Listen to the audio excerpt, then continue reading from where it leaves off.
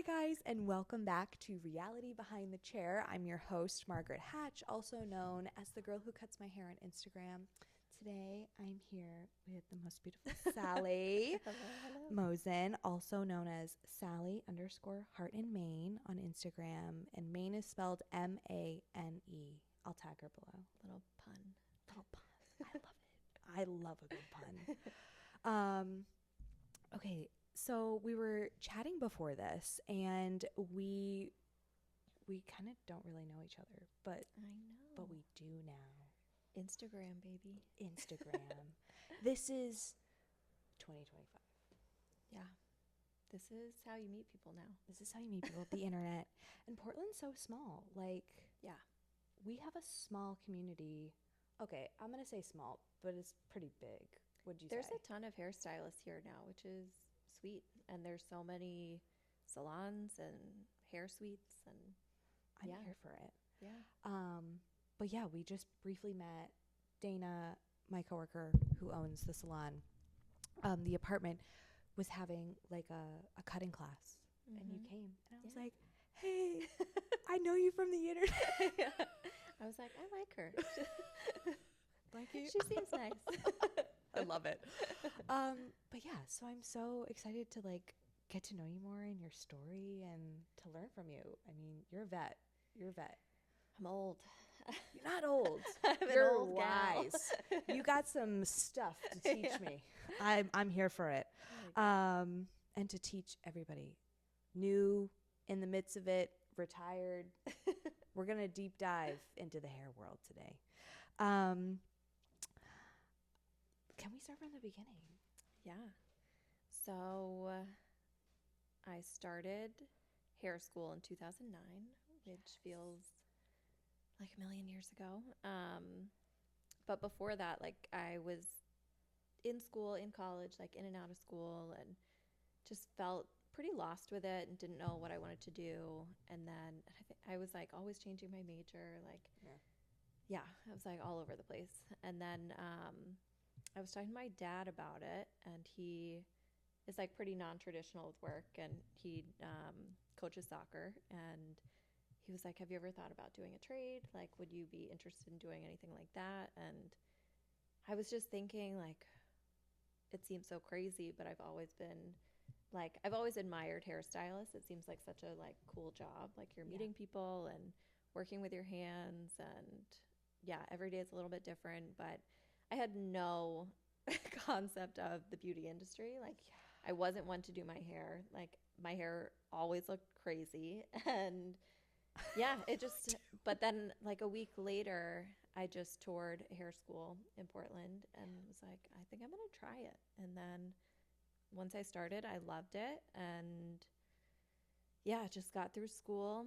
And then shortly after that, I started working at a salon that offered like kind of like an apprenticeship program. So I did that program. It was like cleaning toilets and scrubbing floors, and you just couldn't be seen anywhere. You had to like stand up against the wall, and it was just so funny.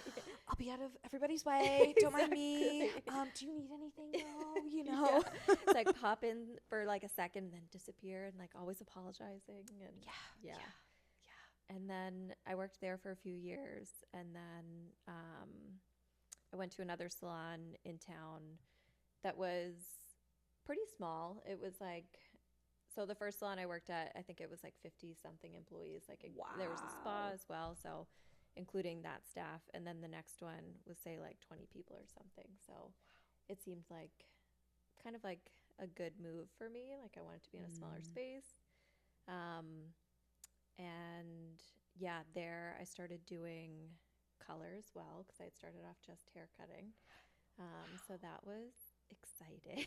Can we deep dive into that transition? Yeah, it was a big move for me. Like at the first salon, you choose whether you wanted to do cutting or color, and I chose cutting, and I love hair cutting. Like it's definitely like has a soft spot with me. Yeah. And then going to the other salon, you had to do both. Like it wasn't really an option just to specialize. So I was so nervous, and there wasn't really a lot of training. Yeah. on that part of the hair industry. And so it was like a lot of classes. It was kind of pre like YouTube, like no one, there weren't like videos up. There was no, I don't think there was like an Instagram like scene for that kind of thing. So you couldn't really just watch tutorials on like what to do. So I really relied on my coworkers to like kind of walk me through things. Like I'd have clients and they would tell me what they wanted, and then I'd go back and be like, this is what she wants. Like, what do I do? Can you formulate for Yeah, me? exactly.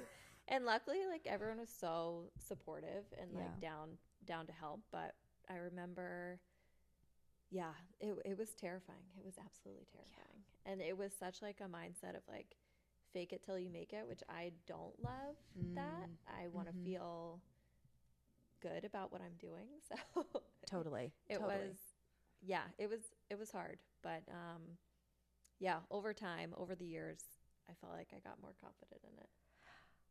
I feel like color, so I just cut, and I feel like color, thinking about a certain color line, I'm like, every number means something different. You know what I mean? Yeah. But it doesn't. And it's like, that is like learning how to speak a foreign language to me. It was.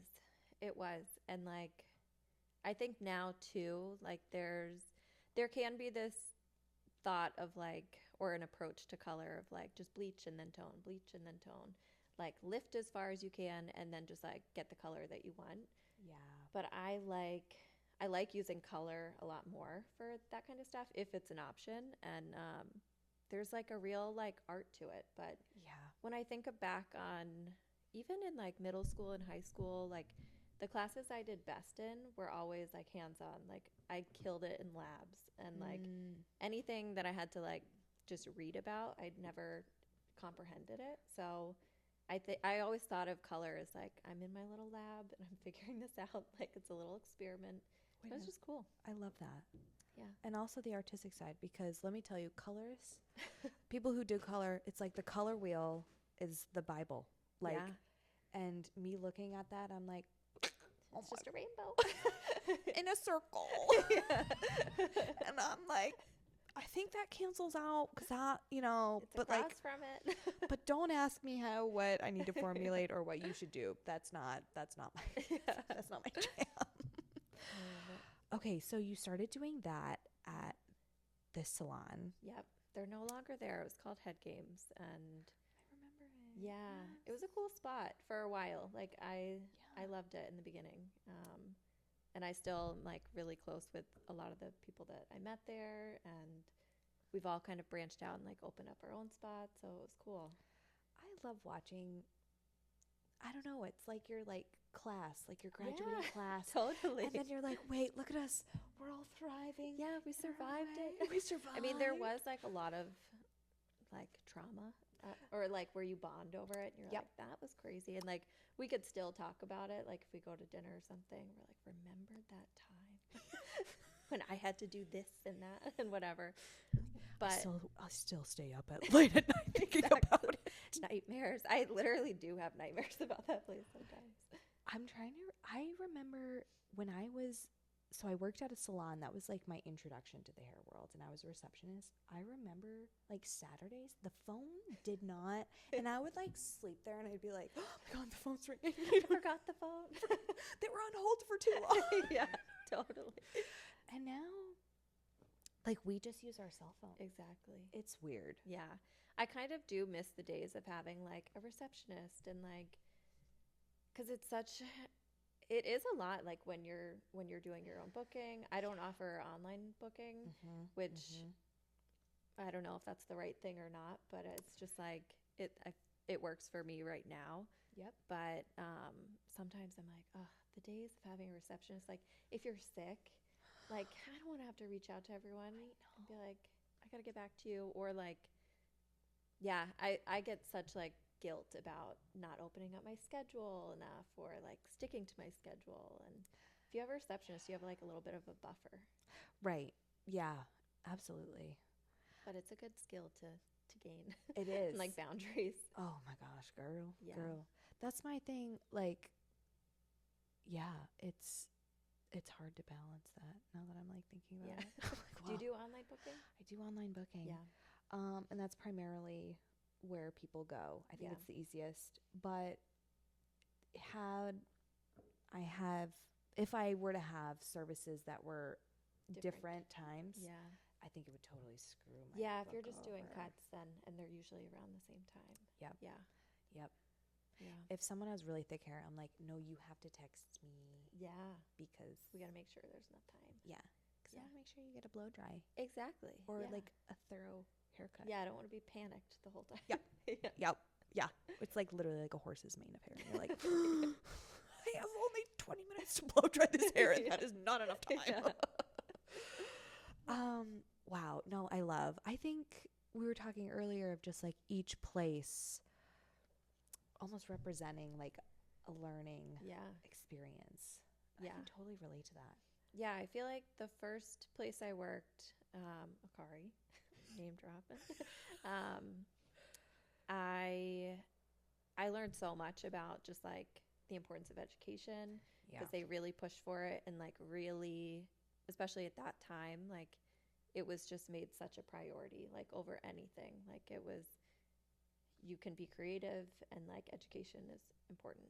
Yeah. But I did learn, like I was cleaning toilets and like bathrooms and like doing the dishes, and they had a chef at the time, and if she was out, like I'm making lunch for people, and it was just like a little bit of everything. But I think it helped me, like I clean the toilets now at the salon. Like I'm not above doing anything. Like I'll do any job that's needed. Yeah. And I wouldn't ask people to do something that I'm also not down to do. So Totally. yeah, I think I learned a lot there. And like I'm still in touch with a lot of the people that I worked with at that time and like love them. And yeah, I feel like it was just what I needed at that point. And then going to head games, I feel like I learned about more eco-friendly practices in the beauty industry. And that was really cool to see. And it was all women. So it was like at the time, it was like a very supportive, like we were all like really young and like professionals, like we were killing it. And so how empowering. It was awesome. And like, yeah, we were all buddies too. Like we'd work together all day and then go out at night. And like we were just always all together. And it was just such a fun time. Like when I look back on it, I'm like, wow, we were so lucky. And do you ever, okay, I like think of like this, even one particular year, I'm like, damn, that was like, I know I'm only 28, but I was like, that was a golden year. Like, I was like, wow, things really like just happened quick. Yeah. And yeah, it's like really nice to be like, wow. Yeah, we always joke because we would like work all day. It was intense, like you had to work 12-hour shifts. So Holy crap. you either did 6-hour shifts or 12-hour shifts. So if you wanted full time, you had to do the 12. So we would work 12 hours and then we would literally go to Pie Men like every night and just eat ramen and drink Smoke and Roses. Just like, but there was like a crew of us and we went all the time. It was so funny. Like, what were we doing? Living the life. Exactly. Living the life, you know? Oh my gosh. So funny. I remember when I was younger too, and I would see those women or just people you could tell too, because just how they carried themselves. Yeah. So beautiful, as in like confident, and definitely like had a flair to them, easy to talk to, Totally. clearly artistic, fashionable, like just, and I just remember being like, they're so cool, you know? Yeah. And it's like, wow. Can we talk a little bit about the eco-friendliness? So they had a lot of practices there that I was curious about. Like they, at the time, they saved all the hair that at the end of the day, and it was sent off to like make mats to soak up oil for oil spills. And I was like, that is crazy. Like we're doing our part. we're leaving our footprint. Exactly. And then they also used Davines at the time, which I use now. That was where I was introduced to it. Yeah. And just the idea that this like large product line is like really doing their part for making sure that the people they're supporting are just valued. Like a lot of the ingredients are sourced from like farms and within their community, and everyone's paid like fair wages, Yeah. and they're part of, I think it's called the 98%. That could be wrong, but I think that's what it's called. And it's like when corporations have to, or an S, no, I'm spacing on what it is, but yeah, it's when corporations like have to like give back to the environment based on like whatever their emissions are. And so I feel like they've like held true to that. It's a family run business and it has been since the start. And Wow. yeah, so it just got me interested in that, as opposed to like I was using a product line at one point that turns out that they were doing animal testing, and it's just not stuff that I want to be supporting, you know? Yeah. No. I remember using this shampoo. I don't know if you ever experienced this, and I had an allergic reaction on my hands. No way. And it looking Did you back, get like hives? it looked like a yeast infection Oh my on God. my hands. And it like started here, and I was not the only one at the salon it was happening to. That's wild. And I remember like if someone didn't like really wipe the sink clean, like I stopped using it. Yep. If someone didn't wipe it, like I would break out again. It That's was crazy. insane. And then I realized it was some form of like citrus something. And I'm just like, I can only imagine what that's doing to somebody's scalp. I know. Because imagine if you had that reaction, you'd probably like lose your hair. Like you'd probably have significant hair loss. Literally. Wow. So that's where I also am like very conscientious of like, that's why I like to dabble in everything. Yeah, too. definitely. You know? I think it's worth trying out different things. Like I'm not religious to daveness. It's just worked well for me and like for my clients. Like a lot of them, I think just in general, people have had more allergies to stuff. Like things are irritating scalps more, or just like more sensitive to fragrance or whatever it may be. Yeah. And that line has worked well. I love that. Yeah. I love that. Can we deep dive into your cutting tools and how it evolved? Because this is something that I'm so intrigued with, and I want to learn more about razor cutting. Yeah. And feeling confident behind the chair using different types of razors, forever comfortability or style to a cut. Yeah. Technique. Do you mind talking about that a little bit? Yeah, I think when I first started doing hair, I was like Vidal Sassoon trained, so it was like shears always, and I have such respect for that, and I like love that look. But when I moved to California for a little while after I was working at Head Games, and I feel like at that point I was introduced to the razor and also more into like balayage, that whole vibe. But there's a stylist out there in Oakland. Her name's Karina, and she owns a salon called Pony Salon. And I've just like loved her work from the beginning. Yeah. And when I came back to Maine, I randomly saw that she was teaching a class at a salon in Kittery. And so I reached out to them because had sold out, and I was like, hey, if anything opens up, like I would love to go to this class. And Michael, who's the owner of Modern Love, that was the salon that hosted it, he got me an extra ticket, and I was able to go, and it like blew my mind. She was so good, and just like, it was just such a different approach. Like it was more like, just felt more creative, even though cutting with shears is also creative. Like it just felt like more like freeform, almost like combining color and cutting. Like it's a different approach to it. Like you're holding the hair differently, and like the finish is different, and I just loved it. And I loved her approach to it because she also had like a Sassoon background. So I was like, okay. Oh. Yeah. She's a badass. I love her. What a great introduction to. Yeah, I felt so lucky to get that class because at the time there really weren't many classes offered in Maine. Like you had to go to New York or to Boston. Yes.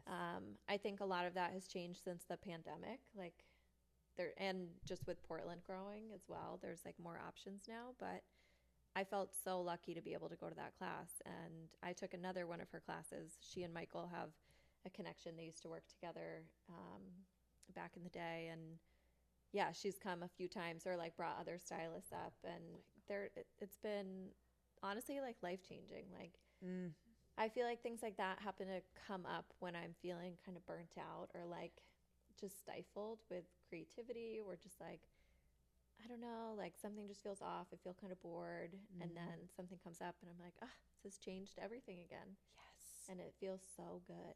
I just got chills because like it's so true though. Yeah. It's so true. And like I feel this industry in particular, like there's that artistry, but we're also people who just like want to continue to keep learning and growing. And I just don't know what it is. It's just like it's part of it. Yeah. And things can feel like very repetitive. Yeah. And so to implement just like something different sectioning, different approaching, a different tool, like I just use a feather razor just to like for like detailing and finishing, but would love to like, I mean, I watch people, I feel like they're most likely, I think they're all in California, the stylists that I follow. Yeah. And they're using like straight razor with a tang, you know, like old school look. And I'm like, that's, you know, like dynamite. Like I want to feel uber I think confident. it's great though that you're using the feather razor. Like I think that can work wonders too, just to get you comfortable with the motion. When I first started doing it, I was using the feather razor, and then I started using a razor that had like a more traditional fit to it, and but with a guarded blade on it, just so I would get used to the motion. Yeah. And then transitioned into like a straight razor. Yeah. And yeah, I mean, I think anything to kind of get the motion down, that's like the biggest thing. Yeah. Because are you a lefty or a righty? A righty. Yeah. I'm a lefty, and like it takes me a minute to kind of like figure out like anything like tool related. I feel like it takes some settling in, but I think the feather razor was like amazing for a while. So keep going with that.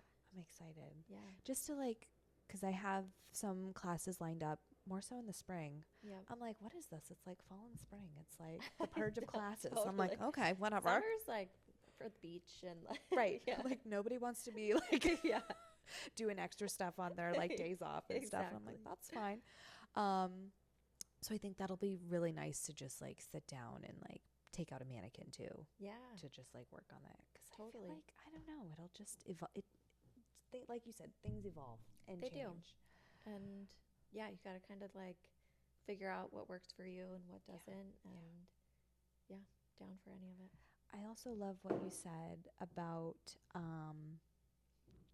feeling burnt out and how classes and education almost like change your perspective or your lens of your work. Big time. Yeah. I feel like I do go through phases of feeling like, I don't know about this. Like you just start to question things, or I don't know. And I think I've always been like that. I don't think it's like new to now, but anytime I've taken a class, it just gets me excited about it. It could be something as simple as like a product knowledge class, like from Davines or from someone else, and I'm just like, oh yeah, I haven't used that product in a while. Like maybe I'll use that on this person in this way, and it just like opens up another world of like, okay, just a different way of thinking, get out of the routine, and the little daily grind. Yeah. And that too, like for me, like I book, like I can do a haircut in 45 minutes, but I book extra 15 minutes for whatever. Sometimes it's just me going to the bathroom, but like, or eating a snack or something. But a lot of times I'm like, do you have a minute? Like, are you in a rush? Can I just try something on you? Because to that point, I'm like boredom. I think people appreciate that. Like, when I know for myself, like when I see someone who's like excited about their job, no matter what it is, it makes me excited about it. Like we had tree work done at the house, and the arborist was talking about like, oh, if we cut it down at this way, then it could go this way, or like this one has a disease, so it could explode. And I was just like, I love that you know all this. Like, it's so specific to an industry, but when you see someone else is excited and like you start to understand like why they're excited, it's hard not for me to be like, oh my God, let's cut down some trees. like, let's go for it. Or whatever it could be, you know? Like, yes. It could be something silly, or like, yeah, it could be any of it. Yeah. Wow, I love that. I love it so much.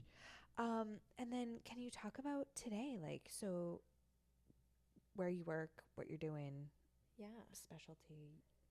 So I have Heart and Mane Salon, and I was trying to think of how long we've been open. We opened in 2018, so it was like pre-pandemic, and yeah, I feel so grateful to have the space. Like, it was, I'd gone from like being an apprentice and then being on commission to then booth renting to opening up my own space that felt so big.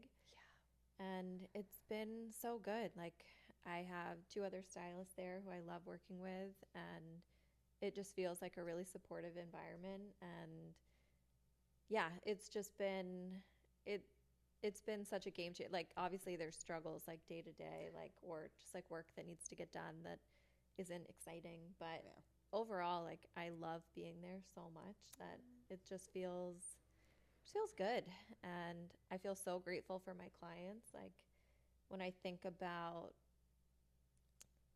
different milestones that I've seen them go through, and also they've supported me through big stuff, and just that kind of connection, I don't know where I would be without it, to be honest. Like, I'd probably be a hermit. Like, I don't think I'd leave my house. Same. I think this path has been so good for me. And like, I'm a pretty anxious person and pretty introverted. Like, I can open up to people that I'm comfortable with, but in general, like, I'm pretty private, and I think that could go in a very like isolating direction. Totally. So, totally. yeah, I think this path has been really, really good for me. I love that. Yeah, I love my people. They're just grateful. I think that's like the theme of everything. Like, there's so much craziness going on, but there's like, I feel so grateful for like what I do have. It's like wild.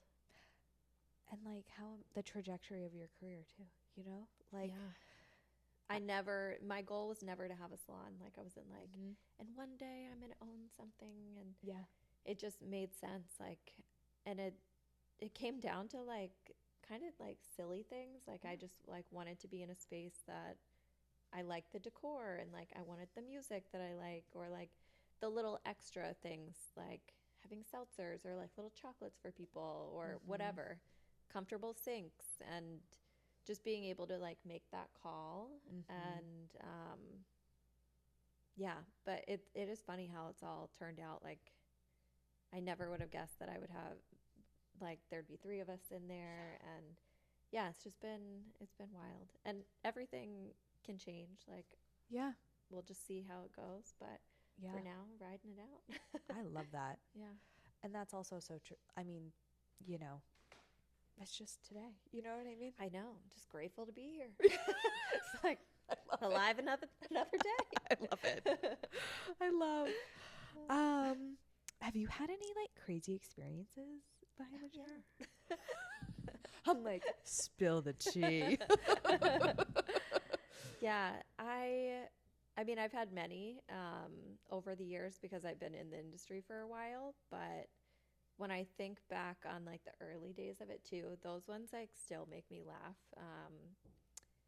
I had one gentleman when I was in hair school who came in for his like, it was probably either free or like a $10 haircut. And he said that he wanted his sideburns shorter. And in my mind, I thought he meant coming up higher. In his mind, he meant coming in like tighter. But I literally shaved off one of his sideburns. And then And then after that first one, he was like, "Oh, no, no, no, no." And then we figured out what he was asking for. And I was like, "Well, one of them is gone. So like what do we do?"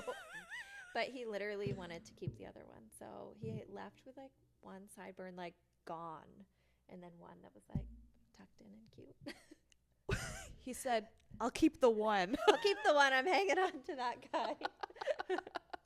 Oh my God. But that was like such a lesson in like consultation and making sure everyone's on the same page, like what the language means. Oh my gosh. And thankfully it was hair school, so like they kind of knew what they were in for, but You're not going to get, yeah.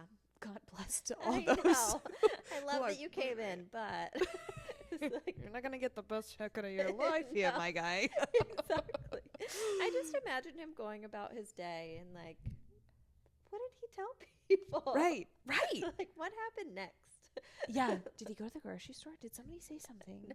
Because then they're going to be asking him, why didn't you shave the other one off? Exactly. At least then it's like, seems a little bit intentional. Like, Right.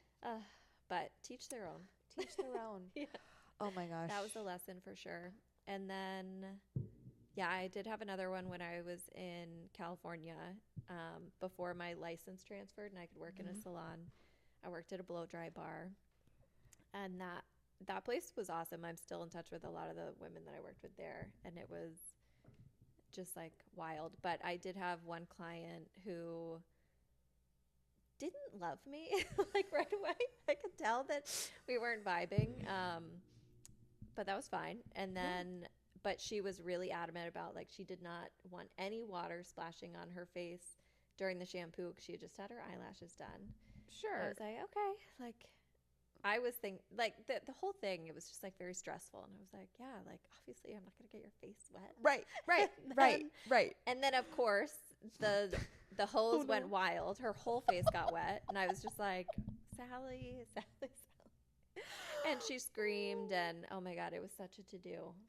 She screamed. Okay. And then I don't even think I blow dried her hair. I think someone else did. I think someone had to like swoop in, but yeah, I was just like, at that point, it was more comical. Even in the moment, I was just like, this is so funny. Like, this is out of a movie. Out of a movie. What? Like, yeah, that never happens. And of course, this one time, like, it totally jinxed myself. But yeah, she was not impressed with me. I just picture the host just like It went wild. And I was just like, damn it. Why? Yeah. I always struggled with those things too. Like, another time, like someone's hair got wrapped around like the end. There was like a little piece of metal that was like not flush, and one strand got caught in there, and it was brutal. I could tell it was uncomfortable. And Really? I had to call someone over and be like, "Can someone help me here? Because I cannot get this hair like untwisted." trying to like pull it out. Yeah. Oh my it was God. brutal. But good times. Good times. Yeah. In recent years, I haven't had anything, knock on wood, like too crazy happen. But yeah, I think one of the big lessons that I've learned in that though is like when you get an instinct about someone, just listen to it. Yeah. Because the times where I'm like, no, just do it, I always regret it. Yeah. Always. Yeah. I'm like, why don't I listen? And then you know what my big thing is? Do you want me to book your next appointment? So let's get you set up while you're here. And I'm like, why did I? Yeah. We were No. not a match. And Yeah. that's okay. There is a match for everyone. I think that's like one thing I've realized too over the years is like, I'm not the stylist for everyone, and that's okay. There's a bajillion stylists out there Yes. that will be a good match, and like it's nothing personal, No. and like it's fine for clients to like explore other things. Like Yeah. there's enough for everyone to go around. Like Oh, yeah. it's all good. Same. Yeah. In the beginning, I think because It's terrifying. it's terrifying, I like would take it personal Yeah. of like, It's wait, hard not to. what did I not do right? You know, I thought Totally. I did every XYZ, you know. Yeah. I asked the right questions. Yeah. But now it's like, I think it has less to do with you and like more to do with like whatever's going on with them, and that's fine too. Yeah. Like yeah. maybe it was like, oh, I need something really last minute and like she's Yeah. booked. Or maybe it could be anything, you know? It really could. Yes. Yes. Oh, totally. Maybe they didn't like the smell of the products and they're like, no, I don't like that. I know. It could be just like one really weird thing of Yeah, just like, totally. okay. Yeah, maybe they got a gift card somewhere else. Right, Who knows? exactly, Like, exactly. but I used to like really not spiral with it, but like overanalyze and like Mhm. just be sensitive to it because I think this career, like we're meant to like please people, and so Yeah. like when you feel like you didn't, you must have done something wrong. Right. It like I did listen to a podcast recently where um, they were talking about, it was an interview with two hairstylists and like how so much of your self-esteem is based on like your experience with clients, and I was like, that is so crazy. I know. But it is like, Yeah. yeah, it's wild. Yeah. And I think that's when boundaries come into play and like Mhm. when they're important, because we're whole people outside of our work as well. Right. And Right. yeah. Yeah. I totally agree with that. And I always say to myself, it's like one client a year that will like, I will lose sleep over it. Yeah. Will for humble you. weeks. And I'm humbled and I'm like, oh my God, like, I can't believe, like, that was so random. Yeah. And it's always just a random person coming Totally. through. Yeah. But I lose, and then I'm just like, I have to remind myself, I have so many people that continue to come back. Support you And and like support. love you. But that one, Yeah. Really. it will Yeah. just like a dagger in my heart of like, Totally. why am I doing this? Like, Makes you question everything. everything. It's so funny. Yeah. I mean, look at, as an outsider, like when you zoom out, you're like, wow, I really spiraled with that one. But Yeah. it's so hard not to take it know. personally. Totally. I love. Yeah. A tip for someone struggling with their hair at home. I would say, I think I'd wonder like more specifics of like what they're struggling with. Like, Mm-hmm. is it they hate their hair every day and they don't know what to do with it? Like, is it a texture thing? Like, do they just need product, or do they need to figure out like a little adjustment on like the way they're wearing it or styling it? I feel like it's pretty rare that it's like drastic, like something major needs to happen. Yeah. So yeah, I guess it could be something as simple as like, oh, maybe you should be washing it in the morning instead of at night. And Mhm. like, yeah, just, I feel like when I'm consulting with someone before doing a service, like if someone's over their hair and I'm asking them like what their routine is and like what they're not liking about it, what they are liking, you can kind of break down that it could be just like a minor adjustment that needs to be made. Agreed. So it's hard to like do like a one answer for everyone, and I've like been guilty of that too, like little things that you just kind of need another perspective on, and then you're like, oh, that's all I need to do. Totally. Because I know we didn't talk about this before, but with bangs, Yeah. this is coming to mind. Yeah. So you cut a lot of bangs. Love a bang. Love a bang. Love bangs. The bangs are banging. The bangs are banging. The bangs are banging. Yeah. What do you recommend for people like blow drying, air drying?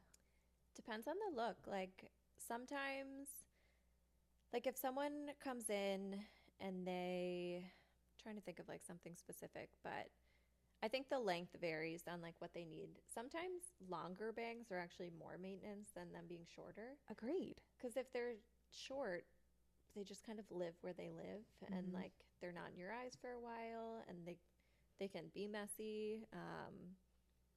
If that's the look you're going for, like I love curly bangs. I love like some textured bangs.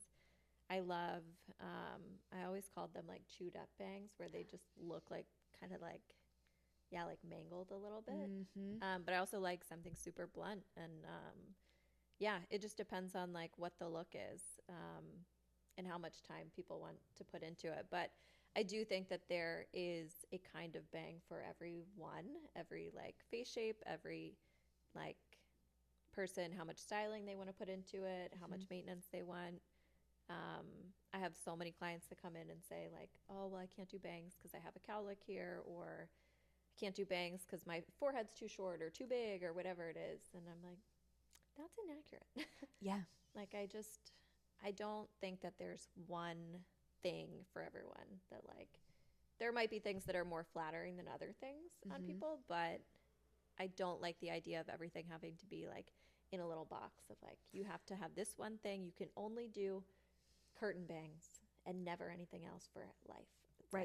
like, it feels like a sentence or something. Like, Right. I'm like, I don't think that's right. I think there's possibilities. Yeah. It just depends on like what you're looking for too. Absolutely. Yeah. Yeah. But I'm pro bang. I love love a bang. I love that. Yeah. As I'm growing mine out. It's like, We're in a phase, you yeah, know. we're in a phase.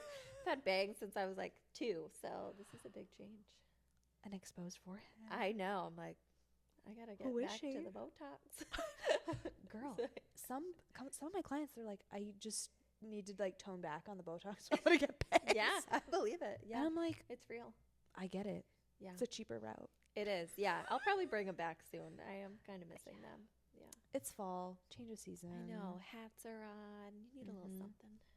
I remember when you came into the class, you had bangs and the cutest hat. The look was everything. I was like, oh my God. I wonder what I was wearing.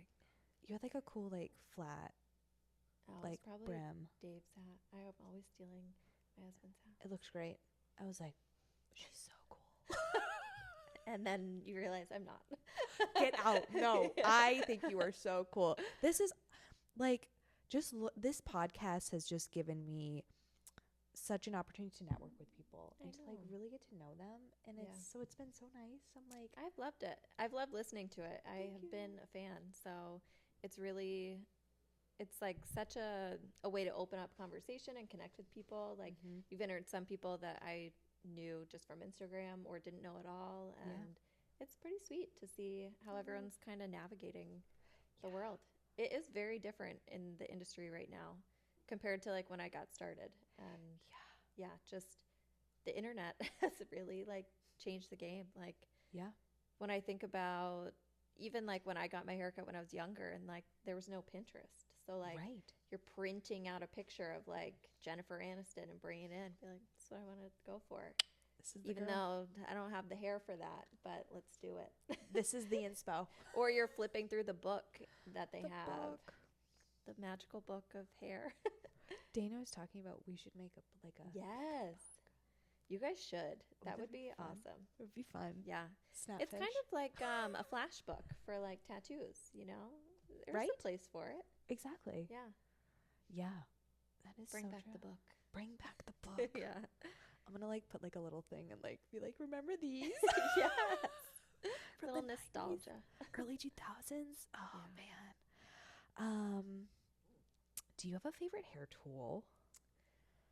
I do. Well, I'm pretty simple with my tools. I have a Dyson hair dryer, which I have a love-hate with. I love it because the size, the weight, how quiet it is. But I'm probably on my 3rd or 4th one, which seems Yes. insane to me because they're really expensive Yes. and just not built to last, I guess. But I keep going back for more. I keep rebuying them. It's a push and pull. Exactly. It's- Love, hate. But and then I have a brush that I got at Sassoon. It's a half round brush that I'm obsessed with. Good tension, great for bobs, and great for bangs too. I use that a lot, and it just like you don't get the big volume you would with a round brush, but you get like a soft bend to the ends of the hair, and I use it all the time. I love it. I'm envisioning. I'm like, Yeah, that half round, baby. yeah, she does a good job. Yeah, I love that one. And then, yeah, I use my Denman brush all the time, the flat brush. And yeah, I feel like those are my go-tos. Yeah. Yeah, I don't do a lot of like iron work, like Mm-hmm. curling irons. I think I have the same flat iron that I have had since hair school that I use like once every 6 years or something. Love it. Yeah. You know, Yep. she's stowed away. Exactly. She's there in case she's needed. Yep.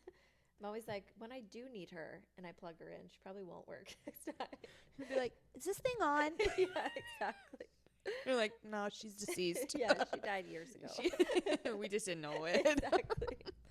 But I think that's great because then that means that you're just doing, you know, the brush is doing the work for you. It really is. Yeah. Investing in your I feel tools. like a good blowout is like, I love a good blowout. And I feel like that is something I learned at Akari that has been like invaluable for my career. Yeah. It's like you need a good blowout.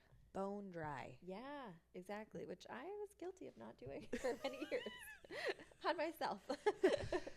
We live and we learn. Exactly. We learn a lot of doing hair on others that we're Yeah. like, oh, I should probably evaluate how I'm doing my hair. Exactly. Like, I really put in time there and it paid off. Yeah. Oh, Yeah. yeah. It's kind of nice to be the client too sometimes. Yeah. I do prioritize that. Like my friend Michael at Modern Love, he's been cutting my hair for a while now. And like, I like the act of like going somewhere and Yeah. like getting the shampoo and like, I not feeling like I'm working as well. Like I'm not multitasking or anything. And I think, yeah, you pick up things on like what you like as a client Yeah. that you can then bring to your own clients. I agree. Yeah. It's a way of And it's research. not a dig at anyone. It's like, No.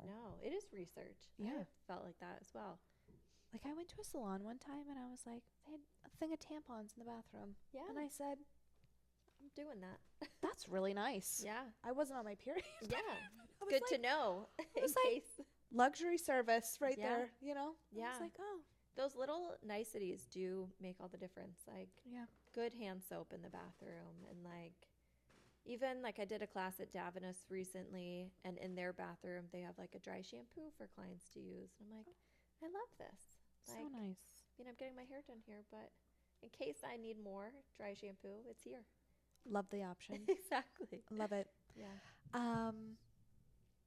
Let's see here. Do you have a favorite trend? I'm like, let's get into it. What am I into now? I've been doing a lot of bobs, blunt bobs specifically, at varying lengths, which I'm into, or like just like a little bit of framing or really light layers, which I love. I also love, there's like a 90s-esque like crop, like not a pixie, not a bob. It's so just like easy. And I feel like if it's the right person and fits their vibe, it's like such a game changer. So I'm into that. Yeah. I love short hair just in general. Like I love bobs and I love like pixie cuts or pixie-esque, like the little details on it. So fun. That's where I feel like I thrive in the artistry part of it. It's Yeah. like, oh, this is like the detail is the haircut. Yeah, it's what makes it. It really does. Yeah, I love all that kind of stuff. And I still do a ton of like textured looks, like less extreme shags, like less on the mullety side and more full. But yeah, it's little variations that I think are so fun. And like, yeah, just minor adjustments that can really change a look. Yeah. Bangs always too. Just love it. Bangs. Yeah. I love it. Do you have like a most overrated product? I would say This is where everyone's like, oh gosh, this is going to be a controversial. I do think the hair powder, Yeah. no brand name mentioned, but hair powder, is a bit Yeah. overrated just because I like the design of it where it's not an aerosol, but I think the product feels a lot like baby powder to me. And it's hard to like justify that. And then I feel like trends for like certain shampoos, like for a while there was like a big tea tree push. And then like apple cider vinegar stuff, which I really did not like at all. Like, Yeah, the apple cider vinegar one was funny because the hair really felt so dry, and I'm Yeah. like, well, yeah, you've been Putting, vinegar on your hair. like, if we're looking at a pH scale, Exactly. you're putting straight acid on your head. Exactly. Yeah, it just like I didn't love that, but that's kind of phased out. I feel like people are really focused on like scalp health right now and Mhm. like making sure that they're getting like a good clean and like kind of a good foundation, and Yes. I'm into that because I think it's so important. Totally. Yeah, Totally. so I hope that continues and less so like never wash your hair and like yeah, getting that build up going. It's like This is where TikTok, I'm just like, I know. don't believe everything I on the know. internet. I don't have TikTok and I just can't keep up with stuff. I'm just Yeah. like these people are making things up and but they get a million views and then it becomes fact somehow. Yeah. And people are coming in, they're like, this thing that I saw on TikTok. And I'm like, can I? Delete the app. Yeah. I'm like, 80% of it is like false. Yeah, You know what I mean? exactly. I'm like, listen to the professionals.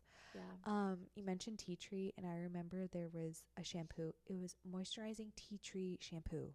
And I said, Seems like an oxymoron. right? Yeah. I was like, I don't think you can I don't have think tea both. tree could be moisturizing.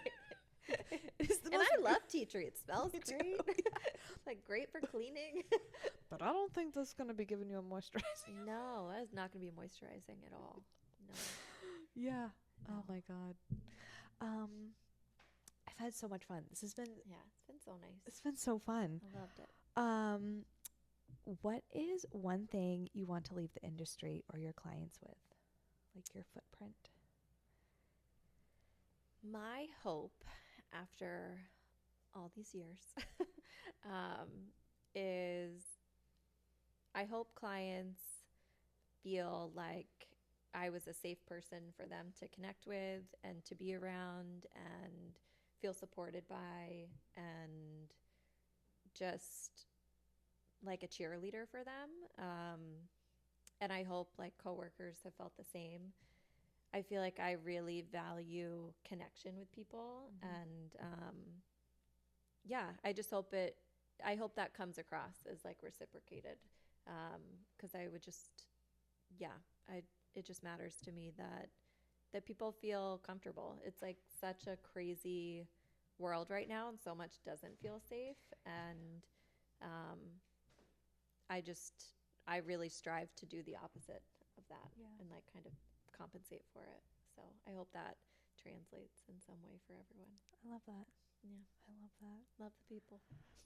We love the people. Yes. Well, thank you so much for coming on. Thank you. This is so fun. This is It's so like fun. so chill. I'm gonna Love. just hang out here all day. This couch I'm into this couch. after a long day of work, Yeah. it's really hard to get up from. Yeah. I have a couch at my shop too, and I literally will lay on it. Just like shut the lights off. I just need a minute before I leave. Exactly. Do you ever sit in your car before going to the house after a long Yeah. day of work? Yep. Yeah. Just I do need that time. Now that I don't live in town, it's actually good for me to have like a little bit of a commute because I need that time to kind of come down from the day. Yeah. And I don't listen to music in the car. I'll just drive home in like silence and then yeah, Same. especially after a long day. Like if I've had a day of haircuts, I'm like, if anyone talks to me, don't. It's like I just want to go give me a home, watch the British baking show and zone out. Like, and eat a cupcake. And that's all. Yeah, that's all I need. That's in all my I life. need. No, that's me at the end of the day. I'm like, Yeah. just stare at a wall. Yeah. Oh For my real. gosh, so relatable. Yeah. Well, thank you again. Yeah, thank you. So fun. So fun. And you can find Sally on Instagram at Sally_Heart and Maine, spelled M-A-N-E. Mane. And until next time.